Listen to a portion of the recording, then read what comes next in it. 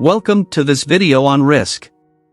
In this video, we will explore the concept of risk and how to utilize a risk matrix effectively. Risk is an inherent part of life, present from the moment we wake up until we go to sleep. Various risks surround us, such as the risks associated with breathing. For instance, did you know that air pollution causes approximately 7 million deaths annually? Similarly, risks are involved in activities like eating, where foodborne illnesses result in about 420,000 deaths per year. Additionally, road accidents lead to over 3,000 deaths each day. We encounter risks daily and constantly make decisions in response to them. Certain situations demand an understanding of the risks associated with specific events to enable appropriate actions.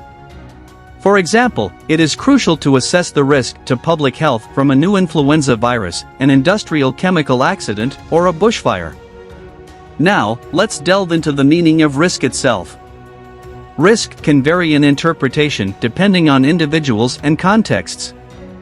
In simple terms, risk can be defined as the likelihood of exposure to a hazard, combined with the consequence or severity of the outcome.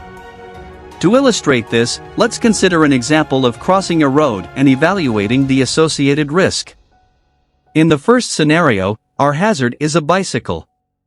Assuming only bicycles are allowed on the road, and the road is not heavily trafficked, with one bicycle passing every 5 minutes, the likelihood of a bicycle colliding with you is low.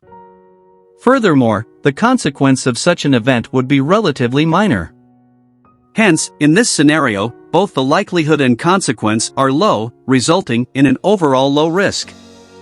However, if bicycles were more frequent on the road, the likelihood of a crash would increase, while the consequence would still remain low.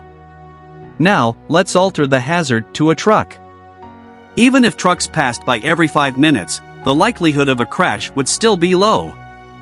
Nevertheless, the consequence of a truck collision is significantly higher compared to a bicycle collision.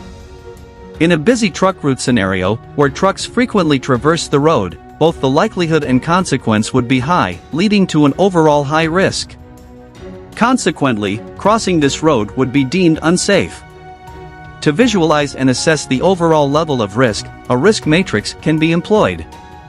It is a table or grid that combines the measures of likelihood and consequence, ranging from low to high.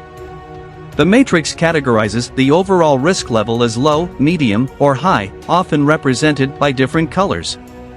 Returning to our previous example, when bicycles are infrequent, the likelihood and consequence are both low, resulting in a low overall risk. As the likelihood increases while the consequence remains low, the overall risk becomes medium. In the case of trucks, where the likelihood is low but the consequence is high, the overall risk is medium. Conversely, in a busy truck route, with both high likelihood and consequence, the overall risk is high. Different risk matrices exist, varying in complexity, categories, and grades of risk. Definitions of likelihood and consequence may differ as well. For instance, a high likelihood could imply an expected occurrence in most instances, while a low likelihood might indicate a rare event, perhaps happening once every 100 years. Similarly, high consequence may refer to multiple deaths, while low consequence might indicate minor injuries. The risk matrix used should be relevant to the specific situation and context in which the risk assessment occurs. Despite their limitations, such as subjectivity, inconsistent interpretation, and limited consideration of time frames, risk matrices remain practical tools for categorizing risk. They enable a structured approach to risk assessment and decision-making.